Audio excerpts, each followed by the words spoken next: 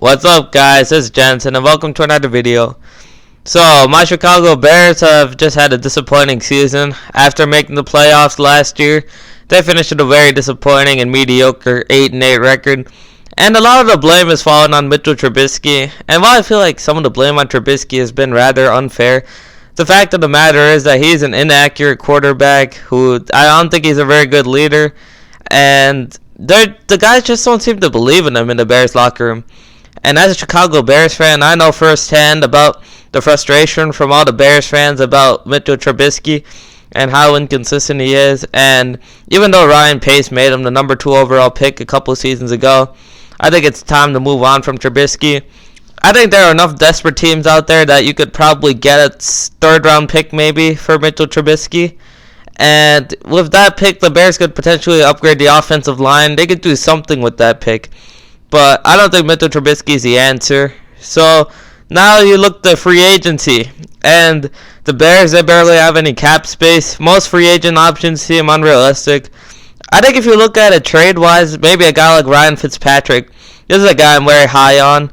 But, overall, he's 38 years old. And he's a hot and cold quarterback. But as a backup to maybe start off the year for the Chicago Bears, maybe, I'm definitely on board with that. Fitzpatrick is a good leader. He could certainly ignite the Bears' offense the way he did with the Dolphins. But if the Bears are looking Super Bowl, I'm not sure Fitzpatrick is a guy.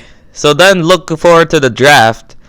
And the Bears don't have any first-round picks. That's going to immediately take them out of the Joe Burrow and Tua Tagovailoa conversation. As well as Jordan Love, probably. I like that guy, but I think he's going in the first round, probably. A lot of talent there. So then, my first thought for the Chicago Bears is that they should draft Jake Fromm. But then, I think there are reasons why they shouldn't now that I think of it. Because, taking into account that he's a physically limited game manager type quarterback, only 6'2", he has good arm strength, but not great arm strength. And unless you're a really well-rounded team, you can't really win a Super Bowl with that type of quarterback. Even looking at this year's playoffs, you can really only say that 2 of the 12 quarterbacks in this year's playoffs are pocket passing game manager type quarterbacks. And even Drew Brees, who is one of them, he's not even a game manager. There are only 2 really type of pocket passer type quarterbacks right now in the playoffs right now. And that'd be Drew Brees of the New Orleans Saints and Tom Brady of the New England Patriots. Even the other 2 guys who you could say are pocket passers, Kirk Cousins and Ryan Tannehill, those guys do a lot of stuff in the play action. So they're moving around. They're not pure pocket passers. But you look at the rosters that New Orleans and New England have surrounded Drew Brees and Tom Brady with, and they're very well rounded. There isn't a clear hole in those rosters. But you look at the Chicago Bears, they have holes at tight end. And the wide receivers, outside of Allen Robinson, they seem to be very inconsistent. Don't really know what we've got with those type of wide receivers right now. Taylor Gabriel, Anthony Miller. I'd like to think those guys could make an impact, but I'm not sure. And even though I like David Montgomery for the running game, the fact of the matter is that he didn't have that great of a rookie season. And I'm not really sure the coaching staff knows how to use David Montgomery to the best of their advantage, so that's certainly concerning.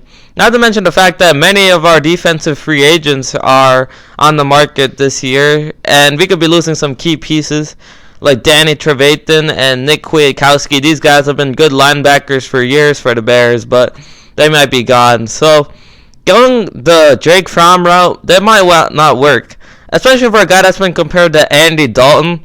That's just not the type of guy that's going to get the Bears over the hump. If the Chicago Bears want to get over the hump, they're going to have to think big. And that's why I think they should draft Jacob Eason. This guy, he should be available at the beginning of the 2nd round, but I'm not opposed to the Bears trading up to the late 1st round to get him. Jacob Eason should be around there.